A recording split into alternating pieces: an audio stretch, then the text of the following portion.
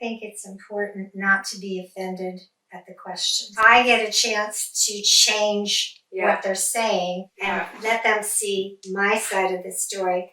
Educating somebody is better than being offended by them. Welcome to the Imperfectly Empowered podcast with leading DIY health lifestyle blogger, ahnafulmer, empowering you to transform your life, one imperfect day at a time. Hello and welcome back to another episode of the Imperfectly Empowered podcast. I'm your host, ahnafulmer. Today is another incredibly special podcast episode. In case you missed the last episode that aired, I introduced this series.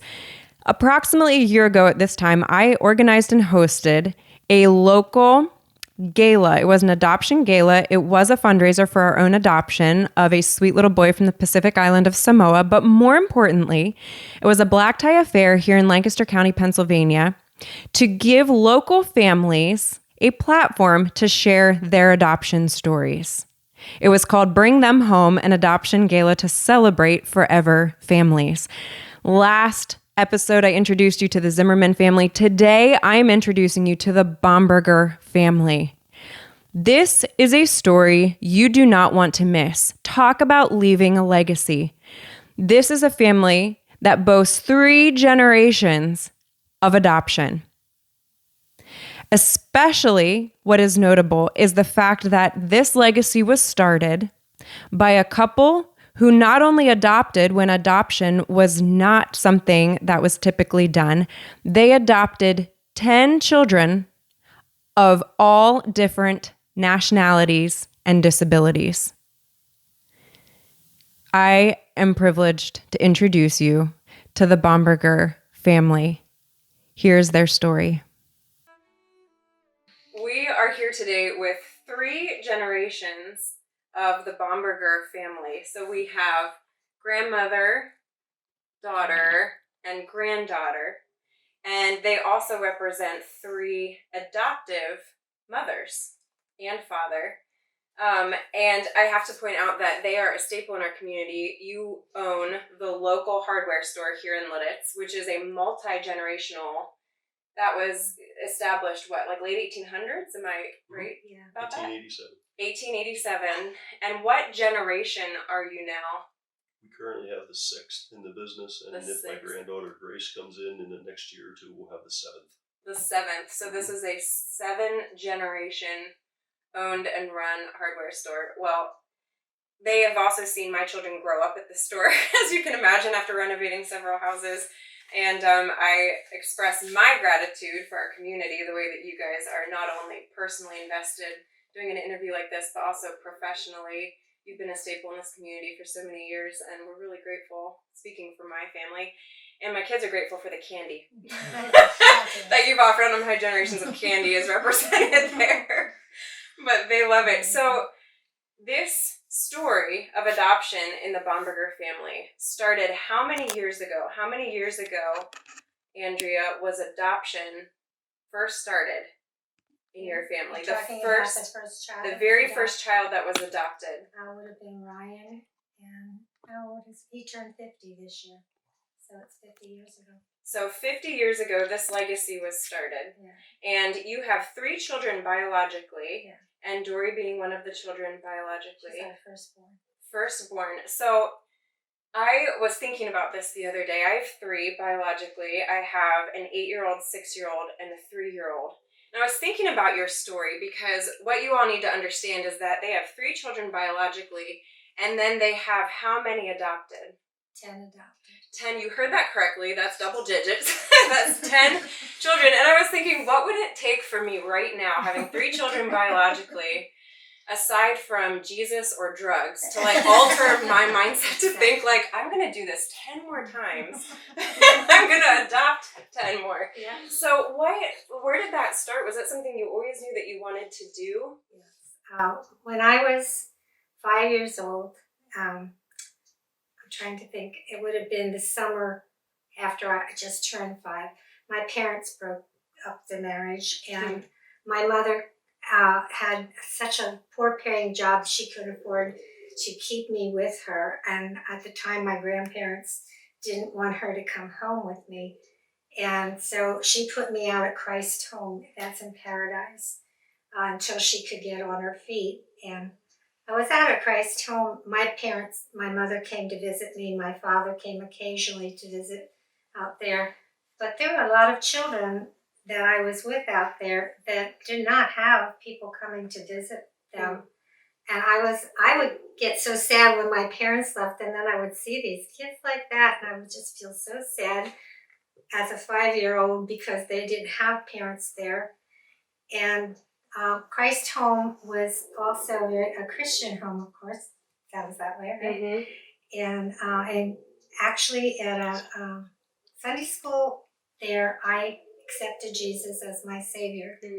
And I remember that specifically when I asked him to come into my heart was on a swing. I was sitting on a swing outside after Sunday school. And almost simultaneously, I had this desire that someday I was going to take in children who didn't have families. So, and I didn't know the word adoption. I didn't really know what adoption was, but I just assumed that I would have children that take children that didn't have anybody. So I tell my boyfriends when I started dating that I wanted to adopt children. And I also knew I wanted to adopt 10 children. Wow, so early on. So I'm just curious how those conversations went with your boyfriends. You're like, by the way. It didn't go very well. Yeah. I'm wondering, like, what the ratio was of guys, the percentage that were like, yeah, okay, I'll consider that. No, that's not what happened. Is basically they either thought that I was crazy, or they thought that, something, if they weren't going to be there for that, and I would lose them immediately. The other ones that thought I was a little crazy, I would lose little by little. And when I went with Henry, he just looked at me and he said, "Oh, well, okay." So I was 16 when I started going with him, and we went together till we were 20, and then I got married. I heard him tell somebody else on a video, though, that he thought I was probably overestimating how many kids, and I would know better after I had so many kids. I thought, not really going to do that. But we had 13 instead of 10, so. So I wasn't too far off. I said Jesus or drugs, and it sounds like it was Jesus. At least that's what you're telling us. That's the story you're going with. That's exactly that's it, yeah. And your husband, how long has it been since he passed away? He just died January this year. Oh, I'm sorry. I didn't realize it was so soon. Wow.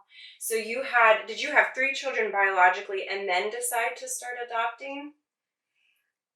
Yeah, because we had one child, and then a year later we had another child, and a year later we had the 3rd child.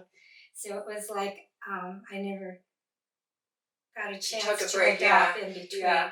And frankly, when we started to adopt, the local agencies thought we were out of our minds. Why, if you have 3 kids, you can have kids. Why do you want to adopt kids? Now, let me pause you just for a second, because that mentality still exists. Yeah. And it's an interesting thing that you say that, because that was something that I know, not just myself, that was questions that I had gotten asked, because I was blessed to get pregnant very quickly, very easily, 3 times. I had healthy pregnancies. And that mindset was still, not that it's incorrect, but it's just a little incomplete. And the thought that, well, you're easily able to get pregnant, why would you adopt? How did you address that concern even then, 50 years ago? How did you face that yourself, and what was your response to that? The children I was trying to adopt were children that were considered very hard to place children, and they weren't going to get homes very easily. I was not trying to get an infant white child. Our hearts were open to any kind of child, and I just wanted children who needed homes. And I wasn't trying to be a social correct person. Actually, we didn't call it that way back then. I wasn't trying to make a statement. I just wanted to help children that didn't have a home. And that's the way I would explain it to people. So. But it still doesn't solve the problem of orphans. Right, No, like just because you can have children biologically doesn't mean that exactly. somehow changes the life of an orphan. Yes. Yes. So you mentioned that you were open to all races and to special needs. You basically wanted to provide a home. And one of the things that I think is so incredible about your story, and you were blazing trails long before many were. So this was 50 years ago, and then over the course of the next decade or so, you have a very multiracial, multi-ethnic family. We had a group called PACO, Parents of Adopted Children, and we would get together with the kids. In fact, that's a favorite thing for our kids to do, is to go to PACO, where there was nothing strange about them. Yeah. All the families were multiracial. They had lots of kids. And multiracial adopted families. Kids, yes. And they had just a blast being together and not having to explain themselves to anybody. Yeah, yeah. What is your advice to moms, period, let alone an adoptive mom, to survive and thrive? Lots of love, good sense of humor. Yeah. We're living in a different world than I lived in and raised my kids in. Yeah. The world is really hurting right now, and your child will hurt with the rest of the world. I don't envy you having to go through all of that. That's, in my day, we were coming through Martin Luther King. We were looking for a new world, very hopeful. People used to ask, aren't you afraid for your kids in the future? And I would say, it's changing. The future is just, it's going to be different. Yeah. And there was all of this, this hope that it would be different. Yeah. And it is different. I know that not everybody feels that way, but when my children came into my family, biracial families were maybe in the big cities, but out here in Lititz and Mannheim and even in Lancaster. Which is still about 89% white, by the way, in case anybody didn't know that. Lancaster County is about 89% white, so still a very and anybody who was married biracially would look, just look out of place. Everybody would stare. I mean, I have some stories about the children and I going somewhere and knowing what that felt like. And how did you respond to people? Because what I'm hearing over and over again is this idea that, and I think this is timeless, is this sense of grace and laughter is what I keep hearing you pulling out. And I think that is an approach that spans 50 years. You know, that's not an approach that's ever going to die. And how did your children, so you're the oldest of 13 children, and then Nikki, you were the oldest too, when your parents adopted. How did you guys take the announcement that we're going to adopt children, and in your case, 10 siblings? We were always excited. So the one, Brendan, we picked up, was it Brendan or Brad that we picked up at the airport? Brendan, because he came from Alabama. So we all were loaded in the van going to the airport to pick up Brendan, and the kids are yelling out the van, "We're going to pick up my brother!" We were all always excited when we were getting another sibling. How old were you the first one that was adopted? I was probably 4 or 5. Brian's 4 or 5. I'm 54, he's 50. Okay. And he was adopted as a baby, so we Okay. were little. So do you have a recollection of that? That is pretty young. That one, it was just what we did. Yeah. I mean, we didn't think anything of it. Yeah. It wasn't, we didn't necessarily, it was just, we're getting another sibling. And we were farming. Sounds like a reality TV just waiting to happen It is what it was, yeah. Well, and I think that mentality even spilled over Yeah. into the generations, because that's kind of how it was for us Yeah. too. Like, it's just, We're getting a baby. Yeah. we're getting a baby, Yeah. and Yeah. it's because it's something that we grew up Yeah. around too. How did you nurture your children? I mean, because even when you got 13 children, I mean, even your first couple adopted children would have been older as you're continuing to bring in more children. So how did you nurture all of your children in that process of adoption? So as you would bring another child in, it was just kind of the culture of your home. How did you set that open tone for your home? You know, I didn't necessarily decide to adopt. A lot of times they would see pictures of kids, or we would get sent pictures from Tressler, these kids are available. And then they would go with the pictures to their father.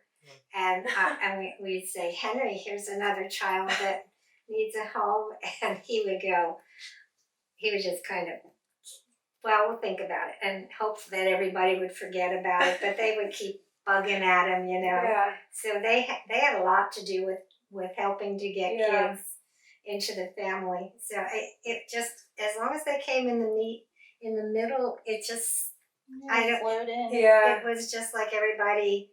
Yeah. Kids have a place in your family, and the middle and the bottom seem to be the easiest place to bring them in. They just kind of become part of it, and they've got older brothers and sisters. They usually connect closely with one of the other kids. Yeah, I never I've did. heard that, I yeah. never did adoptions where we had 2 or 3 kids from the same family, because I thought that was difficult to do because they've already got a family unit.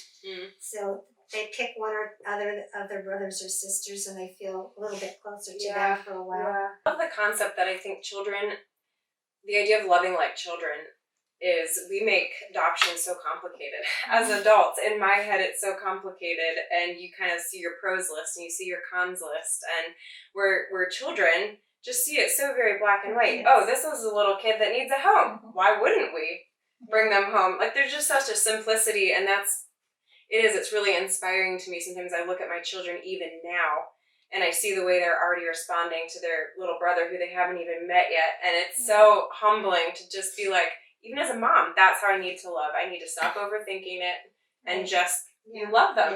Yeah, Caleb's alright. He's like ready to share everything. The other day he said, Mommy, I can't wait to share all my toys with my brother. And it was that simple concept that in his mind, everything he owns is his brother's already. Like, come on, bring him home. So I love that.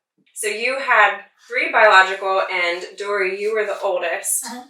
What can you tell us any stories of what it was like to grow up as the oldest child of 13? It was my childhood made me who I am today, and we were tight as brothers and sisters. We had brother and sister issues, but we were tight, and it was great. One of our favorite stories, my one sister and I tell the story of we were at the beach with our brothers and sisters, and somebody asked if we were camp counselors for the group. You're like, yes. For my life. But I love the way I was raised, and I love the way I look at people, and I'm hopeful. Like I love diverse families, and I'm excited for you because every time you open up people's eyes to loving people and just being a family, and you change the world. You will change people that you have no idea because you are going to love a child. So prejudice will only die when we all open our hearts and say, we are all just people. We love you, period. And you will educate people just by loving your child. Yeah. So you think it was as much breaking down barriers because you're forcing relationships? Yeah, they are your because relationships. Because you're basically like, this is my child, and you either get to know them or you don't. But it's almost like it's almost like a force. And I think that is such an interesting takeaway, because I think one of the greatest challenges now to what you're talking about is this virtual world that we live in, and we have like pseudo relationships. And I love, with adoption, it's so unique because it forces real relationship. Absolutely. Here is our child in real life. This isn't just like a conversation we're having on Instagram about race. This is relationship. And I think exactly what you're saying speaks to what I have heard very eloquent men and women across all races say, that if we really want to see change, then we need to start having real conversation and real relationship. And, instead of changing people's minds, we need to start speaking to people's hearts. Absolutely. And I think that's where adoption comes in, and your story plays in there, is it's heart relationship and conversations, maybe hard ones at times, but how's that change going to happen? I just wanted to, if you don't mind, she was saying about changing people. When we got our first adopted child was Ryan, and he was biracial. And I don't think the grandparents were real thrilled that we were doing this. Yeah. And we got Ryan home. He was just a baby.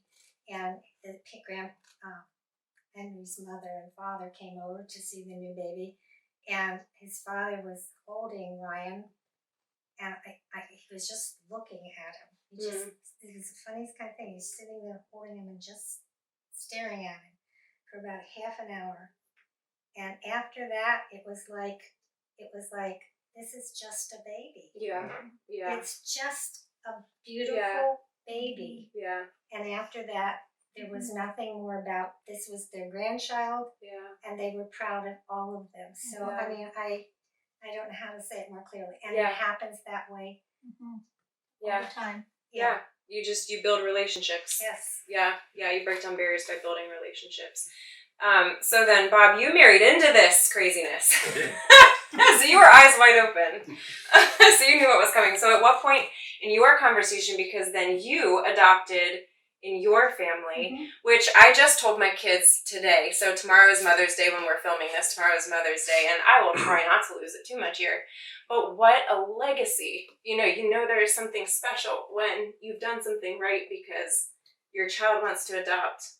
And then another child wants to adopt, and talk about a legacy of change and world changers. What you just said, how many people have been changed because you're loving on children. And I think that if we could take one thing away from this, it is if there is any reason to adopt, it is because by loving on people, you change lives. And so if my daughter would adopt, I said the best thing you could give me for Mother's Day in 20 years is to adopt. And she's like, okay. Anyway, all that to say, what a legacy. So anyways, you did something right because you've got multiple generations here of adoption. And so at what point did you decide to adopt? And how did you go about that process? How did you decide? You may have to jump in here, but we went through an agency, was it Bethana? Bethana, yeah. And we went through the home studies, and it seemed to be kind of a slow process. And I remember specifically they came out to the house and they did our home study, and they asked us what I thought were some dumb questions that just didn't make sense to me. I don't just what we would do in certain circumstances, and I thought it was dead, and it kind of went then for a little while. We actually moved out of the house that we got that done in, and we moved to our new house. And if I remember correctly, we got a call kind of randomly and said just randomly out of the blue and said there's a 3-month-old in Pittsburgh. Would we be interested? And we needed to leave the next day or 2 days or something along those lines. Yeah, so we went to Pittsburgh and we had to spend 3 days in Pittsburgh, and then we came home with Andrew. Yeah. You got Andrew. Yeah, we got Andrew. Everybody's laughing. So Andrew's not here to defend himself, Andrew, but everyone's laughing right now. 25 years later. What's that? Andrew's still Andrew. Andrew was our last, and if he was our first, he probably still would be our Well, Andrew, you're not here to defend yourself, but there you go. Yeah, we now, can say that. to believe in karma, Andrew and his family live in the house next to us. Right. So We always said Andrew So, would be yep. the one that would never leave, Yep. and he lives right next to us. We love Okay, it. there you go. We There you go. absolutely love it. Now, did you face, so Nikki, you grew up also in a multiracial family, because Andrew's black, so we have a black child and a white family. And did you see any barriers? It's interesting because we're going through the generations here, having watched your siblings grow up and then seeing Andrew in your family.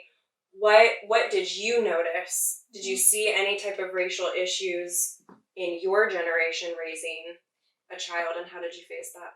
I was shocked at first. I'll never forget, like when we first got him, when we would first go to the grocery store, I was shocked by what I felt was people looking at us. I don't know, it just was something. And there was a couple times in his growing up that we had instances where what the problem is when a white family adopts a black child or an African American child, people don't look at your family. So Andrew would approach me at sometimes and people wouldn't know I'm his mother because I don't look like him. Right. And so there was things like that you don't think about and would break my heart because he's my baby and he is my baby.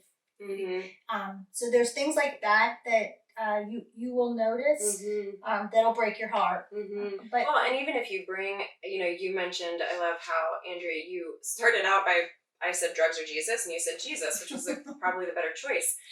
And but honestly, though, it's interesting because, and again, in a very white community, 89% white, and a very conservative community, and a lot of evangelical Christian churches here. And I think one of the things that is so challenging to me is when we look at the church and it's so very white. yeah.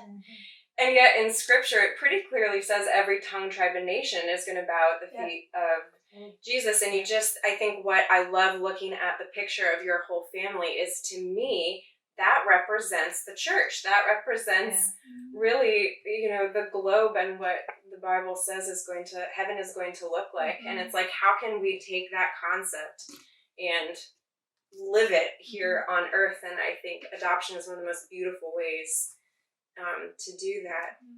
How do you encourage somebody to speak to the adoptive mom with the multiple race children?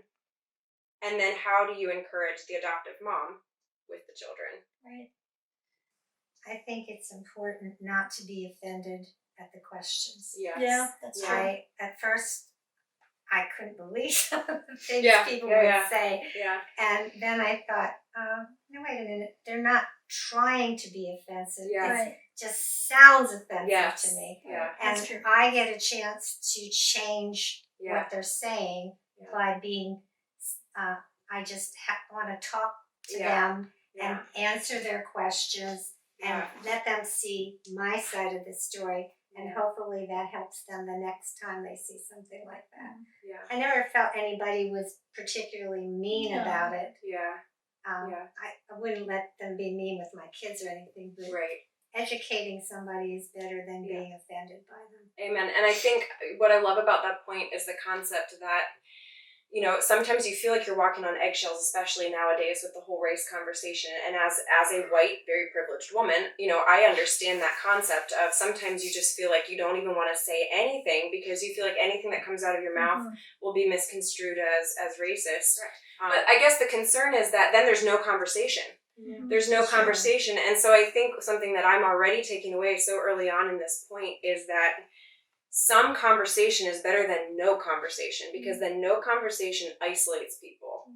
And to be willing as the person who's not really understanding of adoption, as I was for many years, I think now on this side of things, that sense of, no, I want people to ask, because that's how conversation starts to happen.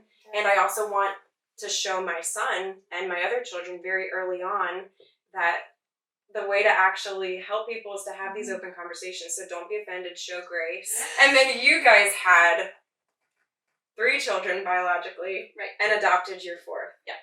Now, in terms of how do you know the likelihood of potential adoption?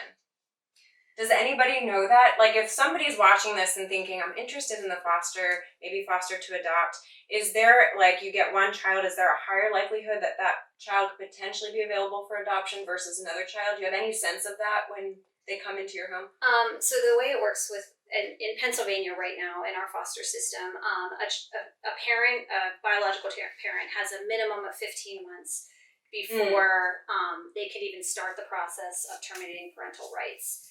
So from the moment that the child enters the foster system, the clock starts, and you can expect a minimum. The foster care system, not necessarily your home. Right.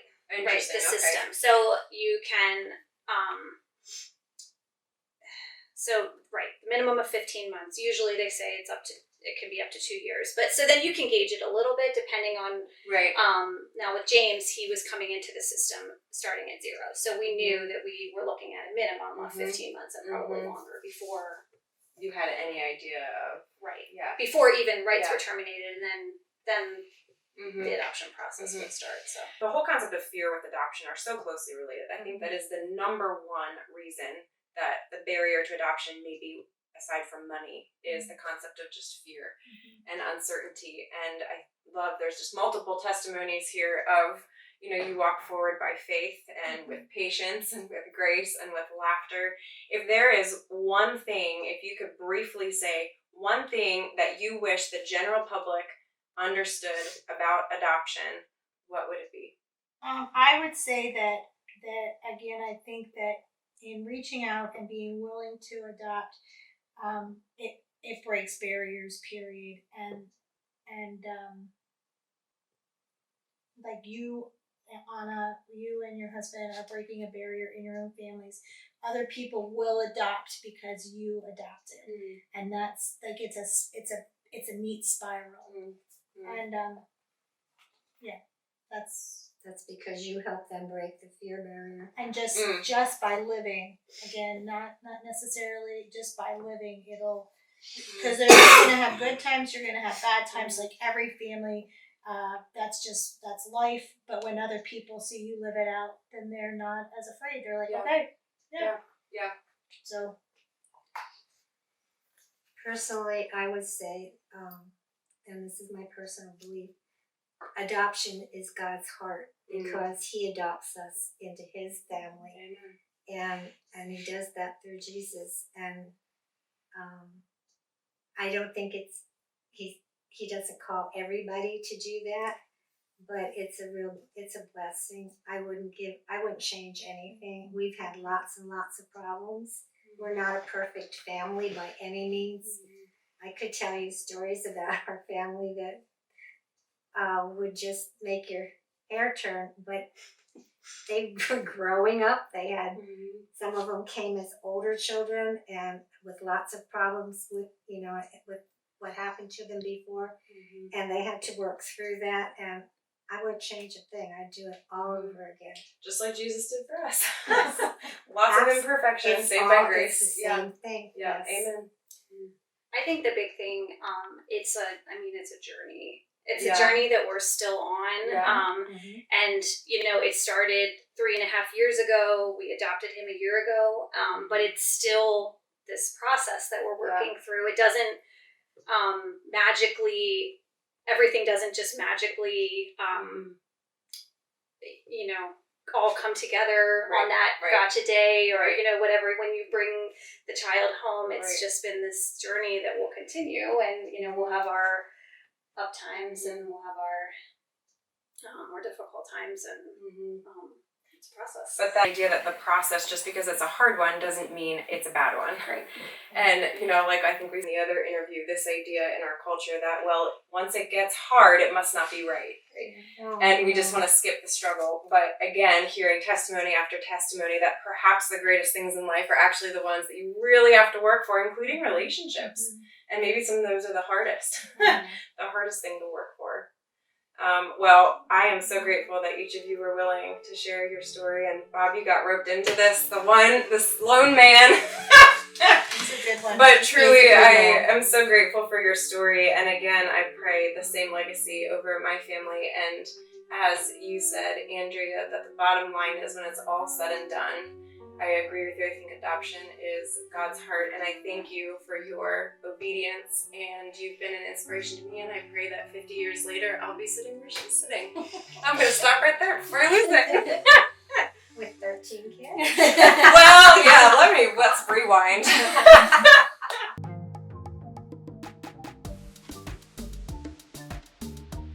Hey guys, Anna here. If you found this video helpful, then you do not want to miss this video right here beside me on the screen. Click on it. I know you're going to enjoy it.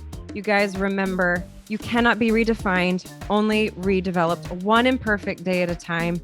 Your story matters, and you are loved.